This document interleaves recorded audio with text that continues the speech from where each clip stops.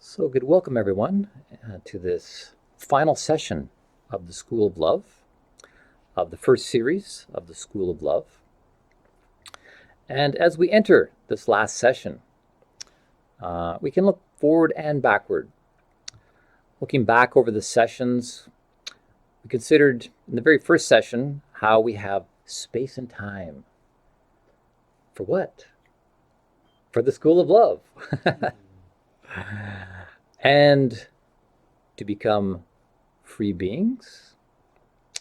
As we saw, freedom is a big issue in the School of Love. Why is freedom so important? Why has it been an overarching theme and thread that has run through it all?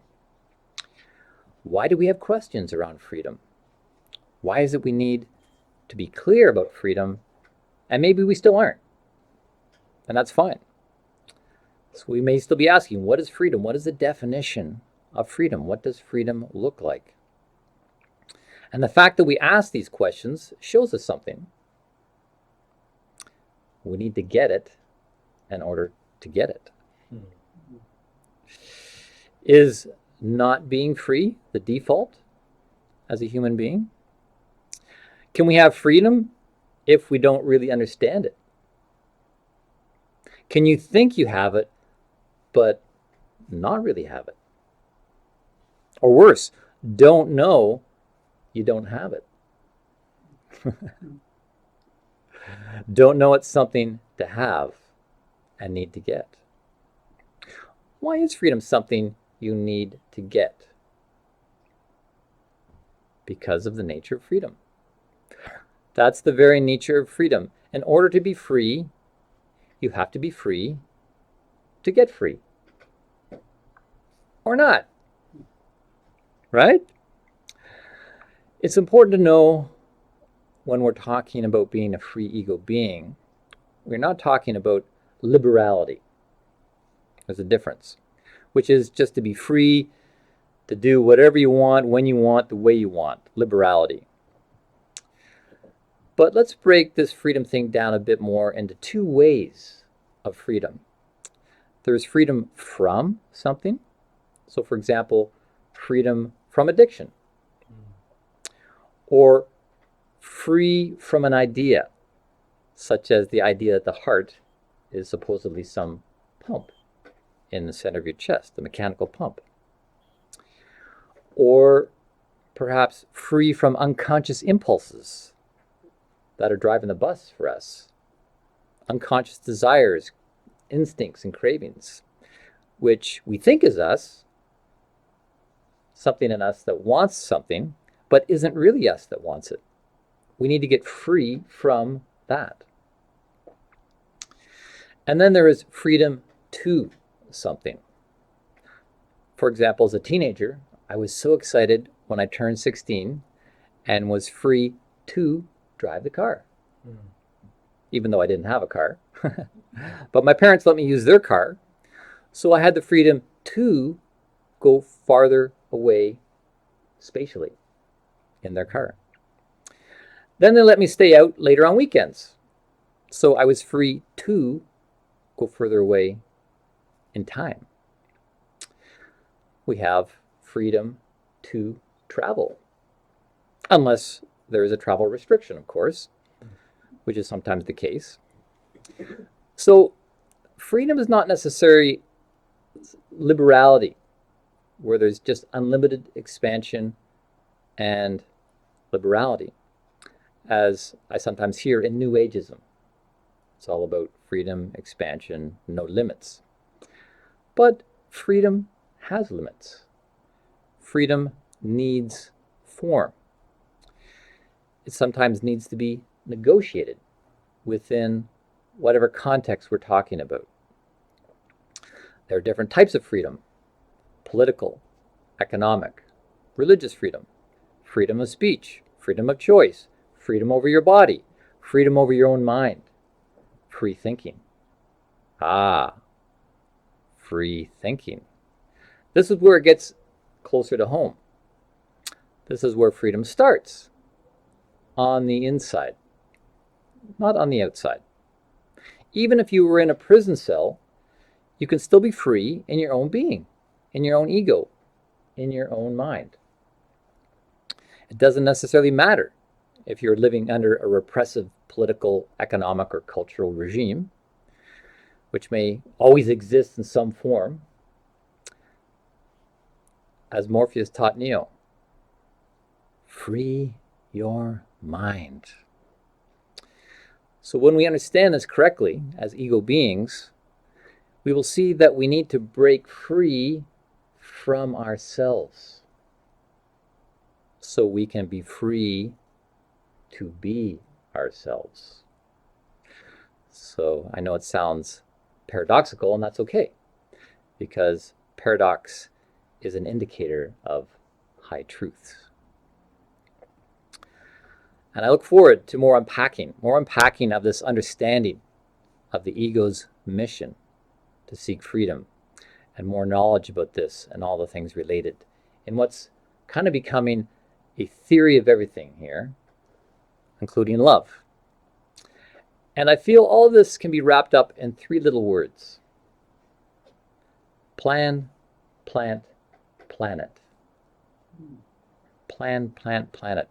I use these 3 words not only to point out the etymological connection, but to point to the connection between the plant likeness of the planet and how it shows a plan. Plan, plant, planet. The word plant actually comes from the Latin word planta, referring to the sole of the foot, which is why they're called plantar warts on the bottom of the foot.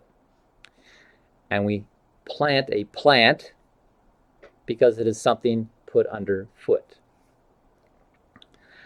which is also what the whole planet is, something underfoot. And the word planet means wanderer. So this all ties neatly together with the plan for the ego's growth here on the planet. The plan, planet. You see, the ego needs something to step into, a physical body to step onto in order to awaken to itself. The ego needs a body in order to awaken to itself. And so the question humanity has been asking for ages, is there a plan for the planet? Is there a purpose? The word plan comes from the Latin planum, meaning level or flat surface, and refers to a level plot of ground where we plant things.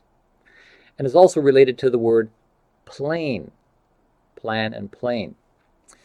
So it seems evident to this question, the plan for the ego is to be planted on this plane of existence, to have a physical body. So it is possible to awaken as an I am separate self, a separate self. Otherwise, it would be impossible for the ego to evolve, to have evolution. So in this first series, we have laid the foundation, introducing terminology and concepts for understanding more deeply this planet for us ego beings on this plane of existence.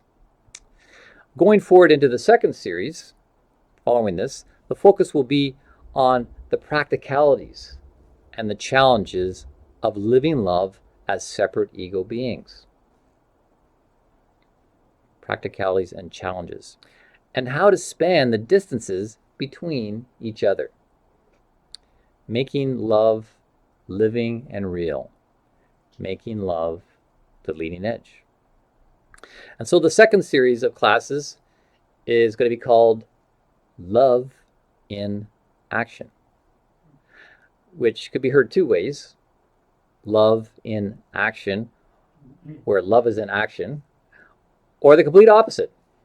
Love in action, where love is not in action. So part of getting love in action is realizing that it is not all up to our own power to get it going. We have the seed of power from the universe, the seed of love. The question is, are we receiving the power as in the Greek word dekomai, like receiving a ball and just holding on to it? Or are we going to lambano it and receive it into manifestation?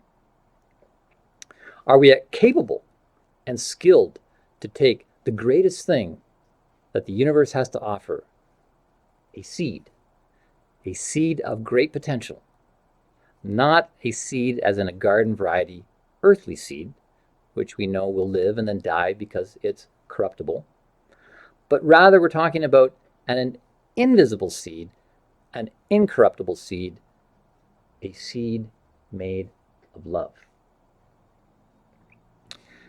Nature gave you your natural nature, your earthly nature, and you had nothing to do with it. Conversely, you will have everything to do with this new nature. You have free will to accept the seed of a new nature, the seed of love, or not.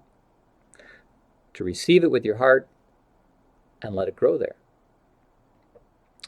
This is simple, of course, but not necessarily easy. Not easy as an ego being who can be either a bearer of love or a blocker of love. When it comes to removing these blocks, it's a process. And we don't want to just blow through the blocks in us. Else we would blow ourselves away. Because the blocks that are there have become a part of us and are probably there for some psychological reason. But we can take steps to turning these parts of ourselves, the blocks, into stepping stones toward a new you. We start by identifying these blocks and then begin to put off these ways, these traits, these habits, these actions, which may be based on unconscious or semi-conscious beliefs that are informing your behavior. Which is why I get into beliefs as the basis of behavior in the second series. Beliefs, whether conscious or unconscious, as the basis of our behavior and actions. And as our beliefs conform less and less to the ways of the world, we can gradually come clean the temple, and let this older, lower nature die. A nature that came from the earth, from the past, a corruptible nature that is going to die anyway, and we can just help it along, letting it die to clear the way. Clear the way for what? The new nature. The new you. To put on, as the next step, putting on the new nature, the seed of love, something that will never die. And where does all this take place? In your mind. It's true. It's all in your mind. We go through this transformation by the renewing of our mind, putting off thoughts that no longer serve, putting on new thoughts. But it's more than just putting thoughts into your mind. It's not like we need to feed more stuff to our minds. We've got plenty there.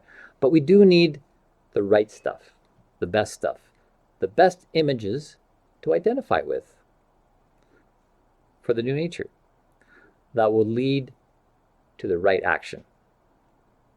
Right stuff for right action. Love in action. And this transfiguration will become easier as we get moving with it, as we get new figures in mind, new images, a new identification for the self, and new beliefs about yourself, which will lead to new behaviors. This really is the way of evolution, which is really an involution when you look at it, because it's primarily about involuting or involving new qualities, new ideas and images into ourselves, as we discard things no longer relevant to our evolution. Our evolution is not only to explore and build outwards into the universe, but to build the universe into ourselves, which I call the innerverse. One of my favorite quotes from Gene Houston is, "You are not a passive observer in the cosmos.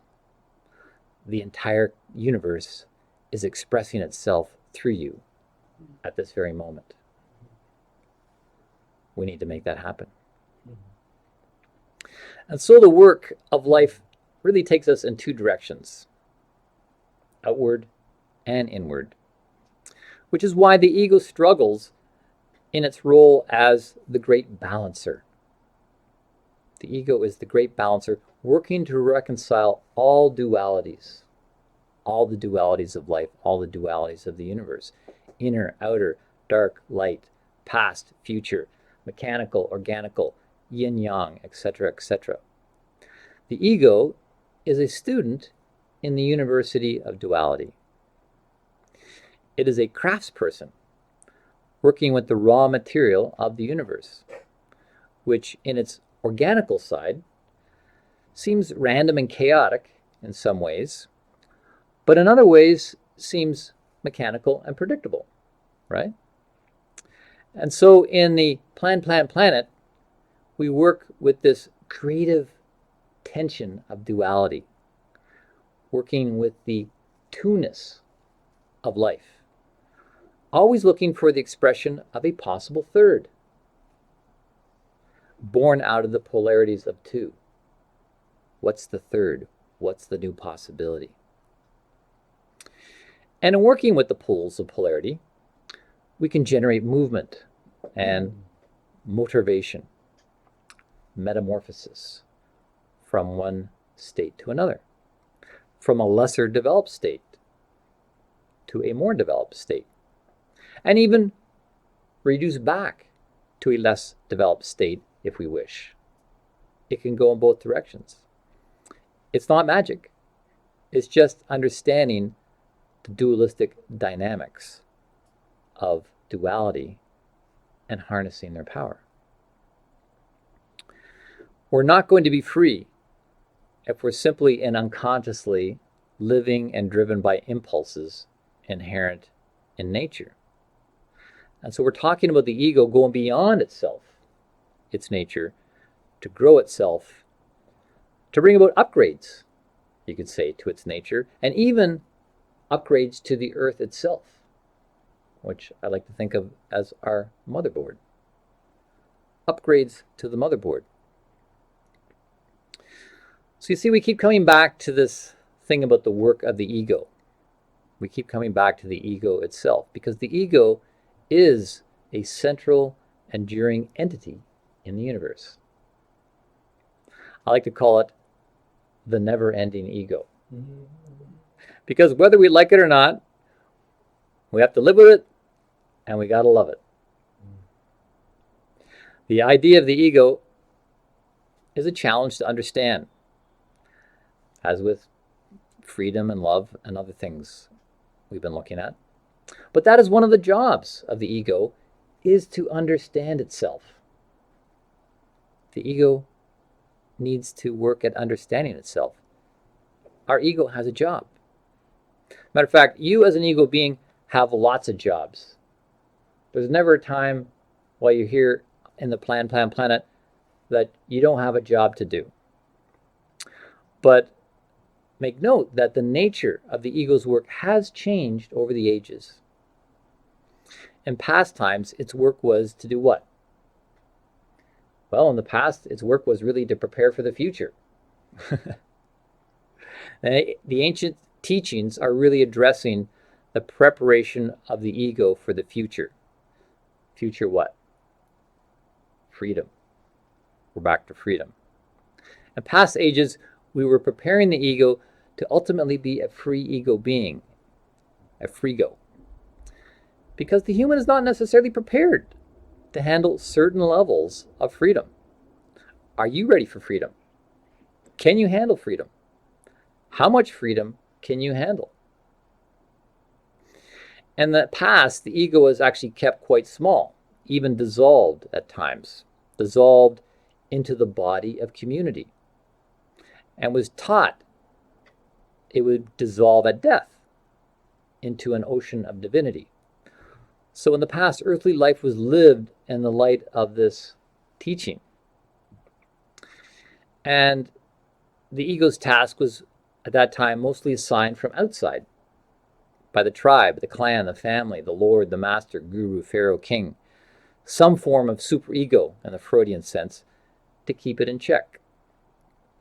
But just as there is physical climate change, there is also spiritual climate change. And as we move forward with the planet, the paradigm has changed, and the evolutionary imperative has also changed. And the teachings have needed to change too, to keep up the changing needs of the ego. It's important to understand this change, especially when working with ancient ways. Take shamanism, for example. Plant spirit shamanism, a very ancient tradition. Often the intent is to dissolve the ego, to get the ego out of the way, so something from the other side can ray through. So a shaman administers to the participant a spiritual being via a psychoactive plant substance. It's not ultimately so much about the substance taken, but the being of the plant itself. It's a form of controlled possession, where the ego is dissolved and diminished, so another being can transform the participant's mind while temporarily occupying it. And music often accompanies this to induce the ego into a trance or submerged state of consciousness. And this works. This works as it has since ancient times, and I have experienced it. What's important to understand is that this approach, it brings about a thinning or dissolving of the ego. This is similar to Halloween, which takes place at a certain time of year when it is said that the veil between worlds is thinnest. There's a thinning of the veil. But it is not just some outer veil, it is the veil in us that thins. The ego thins, which is why we put on scary costumes at Halloween, to represent the true contents of our unconscious mind. At that time of year, they can ray out more readily with this thinning that takes place. Which is why I call ayahuasca Halloween for adults. Because it thins and dissolves the ego mechanisms that usually hide deeper aspects of our being. One good dose of ayahuasca, and it could be Halloween night any time of the year. Hallelujah. But as the ego has evolved to do work on the planet, to do work for the planet, there has been a need for the ego to take more responsibility for itself, its own transformation, to be more consciously present in it. This is not to say that there's no place for psychoactive substances in healing and exploratory work. But as with any medicine, it is important to know what it does and to see if this is what is desired. There's a difference between dissolving and edifying the ego. They're actually opposite ends of the spectrum when it comes to alchemical processes. In alchemy, at one end you have the calcination, where things are completely reduced down to ashes. And at the other end, there is coagulation, where things join and build together. There's a difference between dissolving and ego death. Ego death followed by rebirth, as described in the epistles of the Apostle Paul. There he describes the transformation of the mind where we are 100% present to it and doing it to ourselves, for ourselves, exercising our will. To do this requires gearing in consciously to life processes. To bring about an ego death and rebirth, we need to consciously gear into life processes. The life processes that were laid out in the second phase of the Earth's evolution, which I spoke of in an earlier session, the second stage, which followed the first stage, where the original warmth was laying the foundation of everything. And then out of the warmth in the second stage, began the cycle of things being born, living, reproducing, and dying. That cycle that began back then is still working away to this day. We see that in nature and we see it in ourselves. We experience a physical birth, we live, we reproduce, and then physically die. And this cycling, though, can apply to the ego as well. Not just on the physical level, but we can apply through our free will this cycling of life processes to our very ego. We have an ego birthing that takes place during our early developmental years, generally culminating at the beginning of our 20s. We leave the nest and our ego is born into the world. Then our ego lives.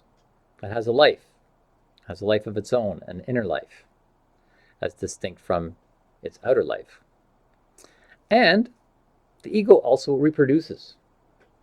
It has powers of reproduction, which is to say, when the ego works with the law of life, you reap what you sow. What you sow with your ego will be reproduced and multiplied back to you as an ego.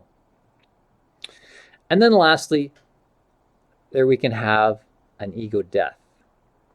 We call it an ego death, but the ego doesn't actually die. We can't kill the ego. As I said, it's an enduring entity. Ego dying is actually a free will gesture where we offer ourselves as a living sacrifice. We don't dissolve the ego. We are the ego. But at the point of being a living sacrifice, it's so that the ego can live and do this work in selfless service. Ego death is about living in selfless service, really offering itself as a living sacrifice to yourself, to your higher self. So I'm painting a different picture from some of the older traditions where the emphasis was on the diminishing and the dissolving of the ego, to show that today we can cycle our ego through a continual birthing, living, reproducing, and dying. But to do that, we need to become masters of the powers of life and death, so we can grow into a higher life. And we can still tap into the older evolutionary forces. They aren't gone. Our drives, desires, instincts, all these things from the past are still there to some degree, because they have carried us this far in the planet. But the future is calling. The future is calling us to be free beings. So no surprise we have freedom to say yes to the future or not. Nothing is going to be forced on us to evolve us at this point. So what are we really saying yes to? In a word, love. The love in the seed of love. Saying yes to it becoming the central power of evolution, our evolution. Saying yes to it becoming the guiding force, the law of love. A guiding moral force to guide our heart's intelligence, which we know is great. The heart is like a compass needle, directed by the greater intelligence of the field, just like a regular compass needle is directed by the greater magnetic field. Our heart can be directed by the intelligence of the universe, the wise intelligence that was laid down in the third phase of the Earth's evolution, as described previously, what Rudolf Steiner called the cosmos of wisdom. And now we're in the fourth phase of the planet. The central evolutionary imperative is, and when I say evolutionary imperative, I mean it is imperative we develop it, or we don't evolve, we maybe won't even survive, is that we develop as what Rudolf Steiner calls the cosmos of love. This fourth phase to be the cosmos of love. And so Earth is the place, it is the plane where phase 4 of the planet can unfold through our unfoldment. And this will happen as we present ourselves as a living sacrifice to the planet and allow love to live through us from the seed of love, incubated by the warmth of our own being, because we are warmth beings from the very beginning, the warmth inherited from the original warmth of phase 1. And then put love into action. Love in action, not love in action. This is the time and this is the space. And to highlight this important point, I'd like to read something from Rudolf Steiner. Quote, "To be born means to proceed from an embryo to a stage at which one perceives the outer world with the senses. If one does not pass through an embryonic stage, one can never be ready to be born. Those who know the stage also know that ordinary life is also an embryonic stage for higher life. This leads us deep into the meaning of ordinary life. It could be quite easy for someone who directs their gaze towards the spiritual world to become convinced that there is such a world and feels a citizen of it. He could then proceed to disregard the physical world and to believe that one cannot depart from it quickly enough, and that one should mortify the flesh the sooner to reach the spiritual world. This shows ignorance. It is as senseless as if one would not allow the human embryo to mature, but would bring it into the world at 2 months and expect it to live there. Likewise, for the higher world, one has to develop to become mature. Such are those who have developed their higher self. The physical world is the school. Thus, we have to realize that everything we do by means of our eyes, ears, and other senses is work done for the higher life. As the human being is prepared in the mother's body, so is the body of the great world mother, where we are while leading our physical life, is prepared what is necessary to make it possible for us to see and act in higher worlds." End of quote. So he's saying how we need to be here. This is an embryonic place, or what I like to call the environment for the ego to develop and mature. Not after 2 months and then on, not after even 9 months, but a lot of time here, because there's a lot of work to be done here. What might we expect as we continue in the embryonic development of Earth? What might our schooling in the University of Duality lead to? What is the planet? Well, what would be on the other side of being an earthbound being?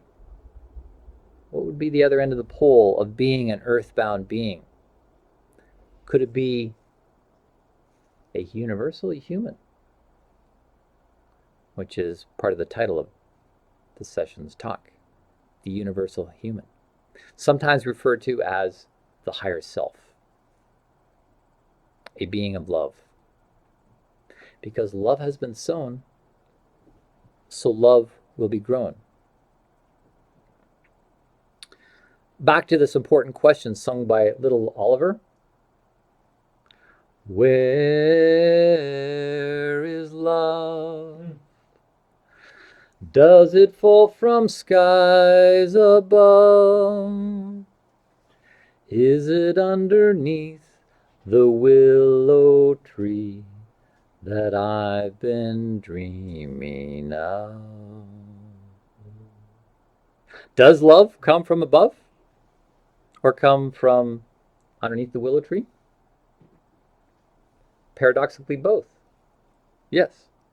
It does come from above, from the universe, and it also comes from underneath the willow tree, from the center of the earth. It is coming from without, from the periphery, the universe at large, so it does fall from the sky above. And it does come from within the earth and within us. And our heart is at the center of this duality. Our heart has the honor and privilege to be a center of centers and in its own right, a center of the universe. I'd like to stop the talk right now and let y'all go home and just think on that one. Your heart is a center of the universe. And from this center place, you could say as a centerpiece even, the heart, it has the position to reconcile all dualities in the university of duality. So for example, in the mechanical view of the solar system, functionally the sun is at the center, right? This was a major shift from the paradigm previously held by the religious teachings of the past, holding as true that the earth and humanity was the center of the universe.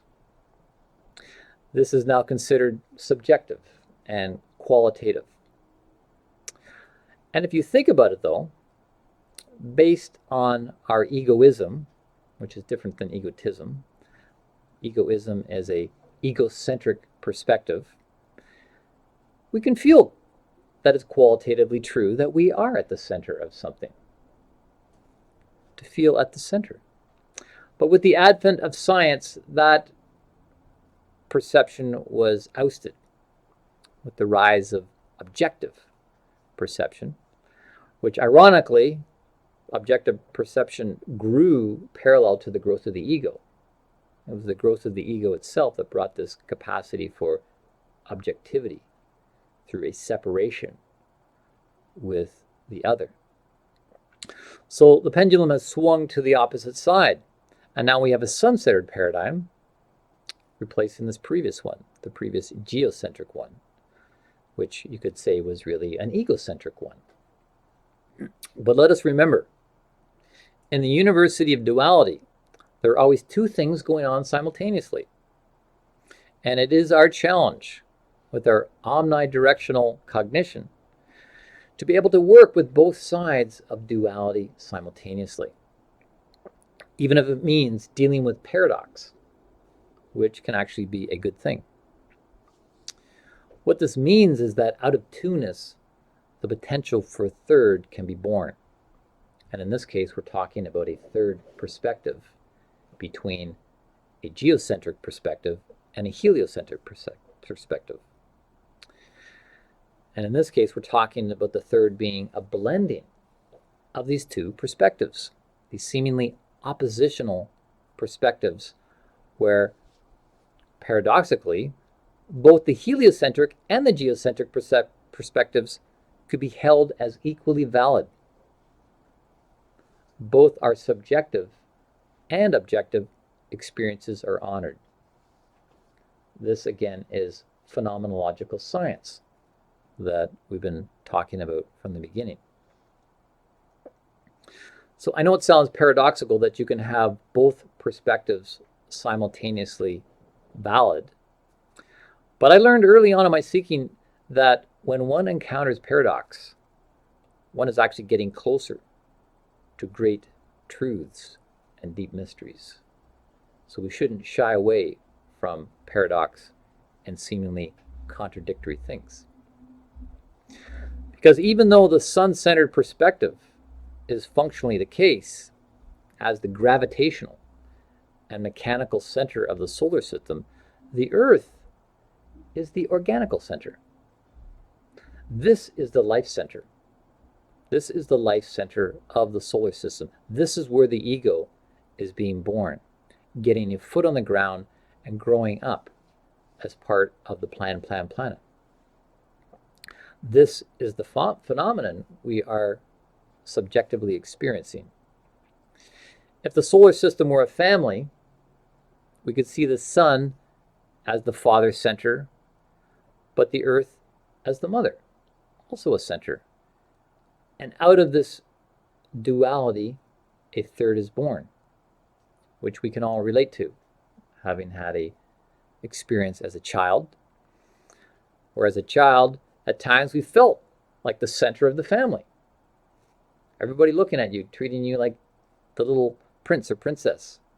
You felt you were the center of the family. At other times, you felt like you're on the periphery, and maybe mom or dad were at the center. So there's a switching back and forth between these positions of being in the center and being on the periphery, because duality is dynamic, not static.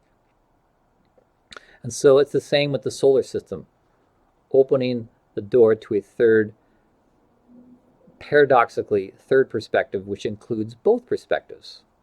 It allows for both an earth-centered paradigm and a sun-centered paradigm. One is quantifiably the center, while the other qualitatively the center. And both our objective and subjective viewpoints are honored satisfactorily and simultaneously, which ultimately is honoring ourselves and is an act of self-love. It frees us to be true to our experience subjectively and objectively. And this, furthermore, is the perspective of Rudolf Steiner I share. Furthermore, we don't actually have to declare either science or religion as a winner or loser in some sort of battle. We can honor both the perspective of religion and of science. Both sides hold half-truths in the Maya of perceptions and need to be held together to create a whole truth rather than discarding anything.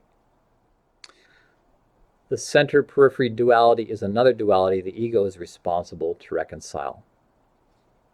And again, where does this take place? The only place it can, within you, within your ego activity, within your developing omnidirectional comprehension. This is where the ego navigates duality, because duality is not static but dynamic. And the ego needs to be active between being egocentric and other-centric, geocentric and heliocentric. Yes, so this is all taking place within our minds, putting it together in our minds. So we need to take care of our minds. We need to recognize the power of your mind. You may think you're just a body at times, because the body really takes up a lot of space and time. And you love to take care of your body, of course, feeding it, washing it, pruning it, so forth. Because this is where we live. We live in our body. And it's true that the body is where the mind has its experiences. But the real action is taking place in the mind. So we need to pay attention to the mind. Otherwise, we lose the balance between body and mind. And there's a danger going out of balance so that we could perhaps become either an intellectual weakling or a muscle-bound idiot or an intellectual, robust, evil genius. All of these would indicate an imbalance between body and mind duality. So in taking care of the mind, we really need to penetrate into the heart of the mind. The heart of the mind. What is the heart of the mind? The heart of the mind is the place we don't go to enough. Why? Because we're so busy taking care of things on the surface of the mind, busily occupied with making lists, then doing the things on the list, taking care of taxes, taking care of the body, etc. We don't have time, or we don't make time to dive deep into ourselves, into the heart of the mind. So we stay ever distracted by the things of Maya, the realm of illusions, chasing after things that keep us conformed to this world, rather than being transformed by the renewing of the mind, transforming the heart of the mind, our core.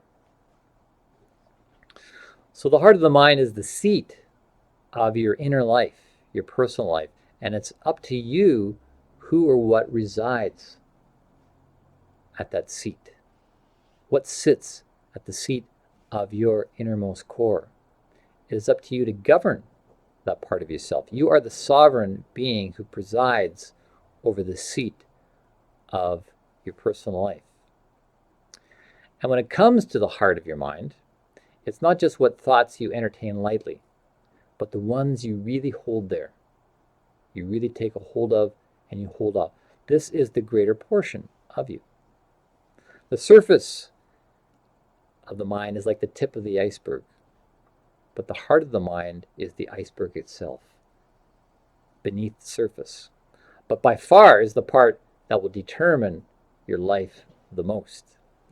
It is where your deep-seated intentions, emotions, and beliefs reside, and whether they are conscious or unconscious, they drive the bus and will determine the direction of your life, what you manifest, what you emanate from the heart of your being. It will determine the who, how, what, when, where, and why of you. So it is in this realm, the heart of the mind, that we're building ourselves day by day. It's important we build ourselves with solid thoughts. There's an ancient wisdom: lay not up for yourselves treasures upon earth, where moth and rust does corrupt, and where thieves break through and steal. But lay up for yourselves treasures in heaven, where neither moth nor rust does corrupt, and where thieves do not break through nor steal. For where your treasure is, there will your heart be also. What does that mean? It means there's more to life than stuff. There's more to love than stuff. There's more to work than money or status or possessions. We don't work for money anyway. We work to work. We work so we can do our spiritual vocation, our true spiritual vocation, which is to build ourselves. And we want to build ourselves upon rock and not upon sand. We don't want to build ourselves on the shifting sands of Maya and illusion.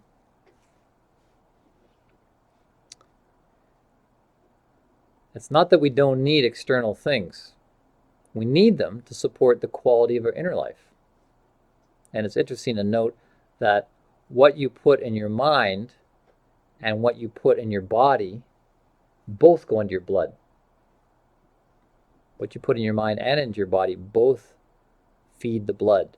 Both what you ingest physically and what you ingest mentally get written into the blood, which will affect the quality of consciousness that you're capable of carrying. Which is why I pointed out in the previous session that what comes out of your mouth is just as important, if not more important, than what goes into your mouth. We build ourselves with the power of our words. What we profess is what we possess. Which is why we are exhorted by the epistles of Paul to use our words to edify, to build one another in love. We know knowledge puffs people up, but love edifies, it builds. And he exhorts us, out of love, do things that lead to the edification of the other. Do things that lead to the edification of the other, building them up, not tearing them down. Instead of the default response of so many humans of blaming, shaming, and complaining, we need to unpack our powers of love and build each other with edifying words. Why do this? Is it really worth the effort? Some are shaking yes. Anybody say no? Where does this all lead? Where does this effort lead? Well, it can lead in two directions. I turn again to an ancient text for a possible glimpse of the future. Firstly, it can lead to not only a building of our individual selves, but to the building of something collective. Paul speaks in his epistles of the one body. The one body, which is something to be built as a collective of our individual selves. The one body is part of the ultimate plan and central to the planet. Quoting Paul, he says, "For just as we have many members in one body, and not all members have the same function, so we, being many, are one body. Everyone a member, one of another." It is speaking of one body that is made up of individual members, just as our body is made up of individual members. Our physical body is the metaphor: hands, eyes, ears, mouth. But this body, the one body he's referring to, is to be built, grown in the world, made up of us, working together as individual members. This, my friends, is an ambitious but glorious vision that was revealed through him. He also says we are called in one body, and that, quote, "the whole body is fitly joined together and connected by that which every member supplies, according to the working of every part, and makes an increase of the one body, edifying itself in love." Edifying in love. Again, edifying, building with love. This is how the one body is going to be joined together and built. He also says that we be perfectly joined together in one mind. One mind. And he's not talking about one world government or political new world order. This is a spiritual body that is being birthed through the earth from the seed of love that impregnated it as part of the planet. The one body is to be built in love, edifying itself in love. This all stems from the original warmth laid down in stage 1 of the planet. So let's look for a moment at different kinds of warmth. The different kinds of warmth we have access to. We have physical warmth, which we often take for granted. But when we don't have it, and then we get it back, we certainly appreciate it. We know it's there. Physical warmth, very tangible. Then there's soul warmth, which could be called warmth of character or warmth of personality. We might say, oh, she has such a warm personality. Lovely to be in her warm presence. Or we might say a room has a warm ambience, a warm character. It has nothing to do with the physical temperature of the room. We're moving away from a quantitative temperature, as in a physical temperature, to a quality of warmth, which we can subjectively observe and feel as soul warmth. Then the third kind of warmth is spiritual warmth. This is another layer of warmth. But once we have learned to notice the qualities of soul warmth, we can then learn to tune in to spiritual warmth. We may not even know where this spiritual warmth is coming from, but it's a sense of presence. Or we may experience the opposite. We may feel spiritual coldness in the space, a sense of a cold or clammy presence, spiritual presence. But ultimately, we want to be able to generate spiritual warmth as members of this one body who are working with that original warmth, transmuting it into love to become like the glue in the one body. This is actually what things like prayer and praise do. They generate spiritual warmth. So does enthusiasm. In fact, that's what the word enthusiasm means. From the Greek en theo means to be in God. Enthusiasm means to be in God, to generate that spiritual warmth of divine presence, which is the point of the one body. Every member of the one body, everyone who out of free will chooses to join and participate in the spiritual body, in a spiritual union, will be held together by the love of spiritualized warmth. So to summarize this a bit on warmth, our physical bodies are generating warmth all the time, whether we're aware of it or not. This is a matter of physical survival. And with some consciousness, we can develop warmth in our personality, our character, and feel that warmth in our inner life, our soul life, if you will. And this, in a way, is a matter of soul survival, to have soul warmth. And some people die inside because they lack soul warmth. So they die inside, have a soul death. Then lastly, with even more consciousness, we can create spiritual warmth and make connections in the one body, this new being that is to be born of the earth, of which we're all members, in a harmonious unity and working together, just as your physical body does, even without you thinking about it. But we are going to have to think about it. We are going to have to do the work. So in this way, love, the higher love, becomes that glue holding the body together, nothing else but love. And this love is the lifeblood of this one body, circulating through it, through us. And in this way, we are a living sacrifice, serving the planet by allowing this love to circulate through us. Not a bad job. And this will take us, this will carry us in this flow, will take us beyond our ordinary self into what could be called the universal self, the universal human. This is the vision given in the epistles of the Apostle Paul. We have this vision now.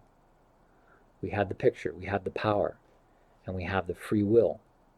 And we have the challenge as an ego being to build with this warmth versus inflating with hot air. Build with warmth, edify with warmth and love versus inflating with hot air. This is the challenge of the ego, which leads me to the other direction we could go in. I said there's two directions we could go. The second scenario is the direction we go if the ego is just inflating with hot air. This is something spoken of in esoteric teachings, but can also be seen as a logical outcome if love in action is where we're at rather than love in action. If as ego beings we don't overcome ourselves and stay self-centered and capable of overcoming ourselves and going beyond ourselves, then we are faced with the possibility of what is spoken of in esoteric writing as the war of all against all. The war of all against all. Which of course sounds tremendously horrendous. But in fact, this is really only referring to those people who don't progress, but rather regress at this fourth phase of the planet. People who fail to overcome their egotism. Will everyone progress? What do you think? With our freedom of will, there will be those who don't wake up, don't want to wake up, don't say yes to the seed of love, stay stuck in egotism, stuck at this stage, stuck with arrested development. In fact, becoming like spiritual Neanderthals. And some will even willingly choose slavery.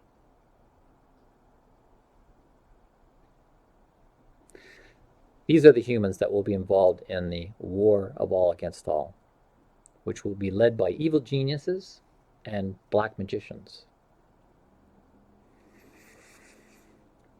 I have a friend who used to say, it's later than we think.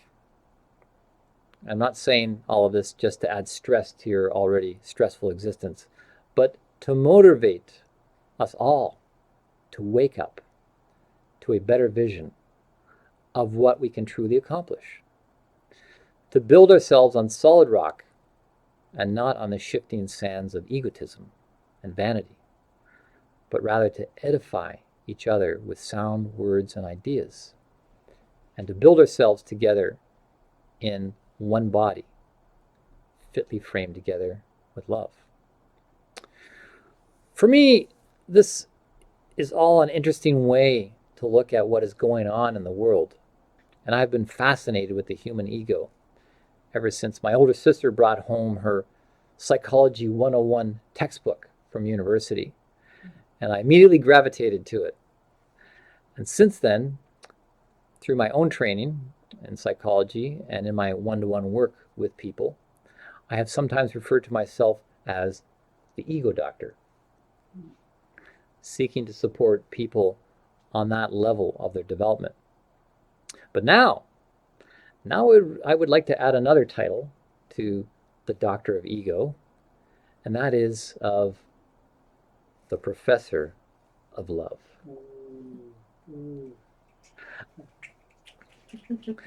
A professor is one who professes, right? And they profess something in particular. I want to refer to myself as a professor of love, and so should you. We should all be professing the perfecting of love, professing it, studying it, examining how we can do it better, how we can be better at the art and science of love, and reminding each other why we're here. I sometimes think this course should be taught as a university course and should be mandatory for everyone. It's like wearing masks, right? We're so concerned about the spread of pathogens. We should be as concerned about the lack of spreading love. It's so easy to pass the common cold or a virus, but there seems to be a block in spreading love. We can continue to do all the things we do here on earth. Eating, working, sleeping, cleaning, shopping. I guess we can't do shopping right now, can we? But we can do it more with love. We can do it with more love. We can be love while doing it all. Be the love light you want to see in the world. It's just about changing our self-image and identity to identify as a professor of love. In fact, let's everyone say that 3 times. I am a professor of love. I am a professor of love. I am a professor of love. I am a professor of love. Beautiful. What you profess is what you possess. One day I will die. There's a profession. But spoiler alert. No, I know it's coming, and you do too. And I do not fear it. Why? Because I have freedom to choose. I can choose to fear death, or I can choose to look forward to it. I can choose to look forward to it whenever that may be. And when I'm gone, I look forward to, and I hope I will be remembered in a certain way. I want my epitaph to be a professor of love. And I want my gravestone to say, here lies Jesse Stewart, a professor of love. But before then, I think one of the greatest goals in life is to die living. To die living. And to die loving. But the fear of death is the thing that stops us from living. The ego's fear of death, which we know causes torment. To die in fear is one of the biggest things we want to avoid. We do not want to die in fear. But we know that perfect love casts out fear. And now we know how important love is to the future of everything. Everything. You can be into all sorts of spiritual stuff, have lots to say, speaking in tongues, whatever. Without perfected love, you're like a clanging, noisy bell. Blowing your own horn, blowing bubbles out your neck. A talking head with unrefined egotism. You can have lots of knowledge, understand lots of stuff, but without love in the heart, as Paul says, I am nothing. I am nothing. You can even think you're a good person, do good things, do all the right things, be perfectly politically correct, and do all the things you think make you look good in front of others. But if you have not overcome yourself, overcome deep-seated egotism and self-centeredness through the art and science of love, Paul says, it profits you nothing. Nothing. We know knowledge puffs up, but love edifies. Nothing wrong with knowledge. We need knowledge. But if it's not turned into an ideal, it's just going to make you more egotistical. It's an ego trap, and it will take you for an ego trip. This seeking of knowledge needs to be paralleled by an increase in our capacity for love of our fellow human being, which will then be a guiding moral force in our pursuit of knowledge. And as we find a balance in this duality between love and knowledge, seeking love and seeking knowledge, we will notice something very special, something changing. I'm not going to say what it is at this point, except for this. The ability to love is something freely given to us in life. We don't have to pay for it. But there is one way to pay, if you freely choose. Pay attention. Pay attention to what comes back in your life.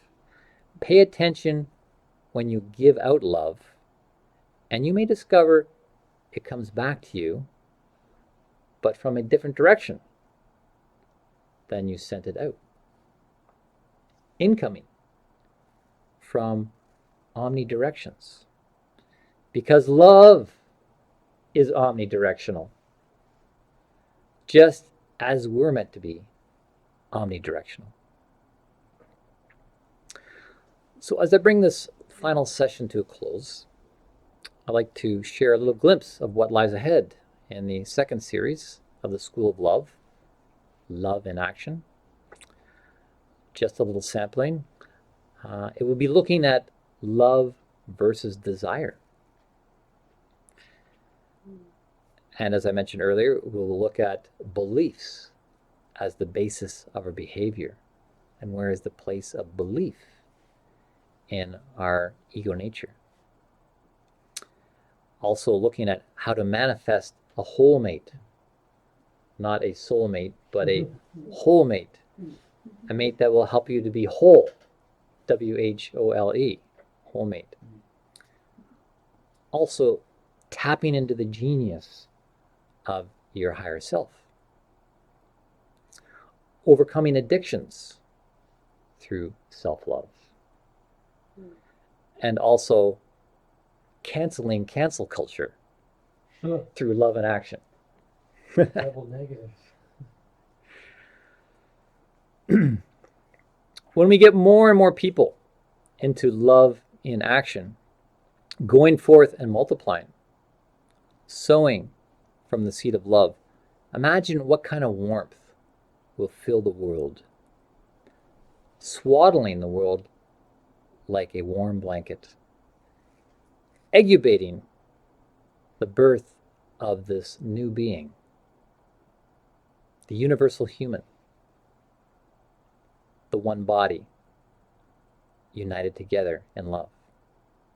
It will be a new day to humanity, the earth, and all the universe, fulfilling the planet, fulfilling the law of love, keeping the primacy of self-love, keeping the vertical axis of the sacred geometry of love aligned, then being empowered to move out freely on the horizontal plane of relationships, to love the other, the beloved, because the beloved really wants to be loved and will receive our love as we love the beloved the way we would be loved.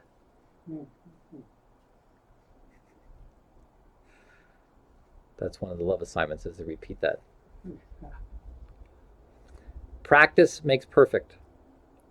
And in this case, practicing love will make perfect love. Thank you all so much for being a part of this series, The School of Love. Thank you all for listening. And thank you all for going forth and spreading the word. The word is love. All right. Myra. Yeah. Hello. Hello. Before I forget, thank you so much, Jesse, for these talks. They really helped me integrate a number of things. And I also want to thank everybody that contributed, that shared. I really value people's different perspectives and experience and thoughts and feelings. They just enrich my own experience and of the learning. I just want to say that this process of learning about love, the way you've explained it, should be taught in schools. I do agree. I think love is a very confusing subject for a lot of people. Some people maybe have cleared it for themselves, but in a way, I find it strange that it's not taught in any formal way, not even mentioned, at least not in the schools that I've been to. I think I remember an article I read once. A psychology professor did an experimental course on love relationships, and she thought, she didn't expect a lot of attention, but it was packed to the brim. So, I don't know what happened after, but yeah, I really appreciate too the way you brought logic and the idea of phenomenology, of not just, which for me meant, listening to knowledge from outside, but also honoring our own experience of love and life, which I've always felt in most of the schools I went to is not honored, is not respected, it's not even really talked about too. So yeah. Yeah, it's shows how much of an upside down world it is, where this thing that's really the most important value of life is not taught. It's not really addressed. Um, you know, hopefully that's going to change. We needed to change. It's got to change. It's really a question of survival, or we're going to head towards a war of all against all. Um, I think it's partially an evolutionary thing, where in the past people were more embedded in love, like they felt the love of a family, a clan, ethnicity, nation, whatever. Like that was sort of an unspoken thing, but all those forms are falling apart. The breakdown of the family, and the identity is moving away from these older forms of identification, and people are being left on their own as an individual ego. And this is part of what's needing to take place in evolution. But it's leaving a big vacuum there, where people don't have the support, they don't have the warmth to which is going to be needed to further the spiritual growth. Like, we really need to be holding each other in warmth to foster each other's growth, because we're meant to function as one body. So we're kind of in this in-between intermediate place where, we've left the unconscious forms of love, and now there's this vacuum. And, I feel I've been inspired, I've been called, I've been directed to do this, to start filling in this vacuum with knowledge. And hopefully when I get this polished up, this program, and put it out there more widely on the internet, that people will take notice and hear these things, hear these concepts and perspective of things, and talk about it more, as an art and science. Turn attention to the love assignment, which actually is for you to think of something or things that you can do to share the love.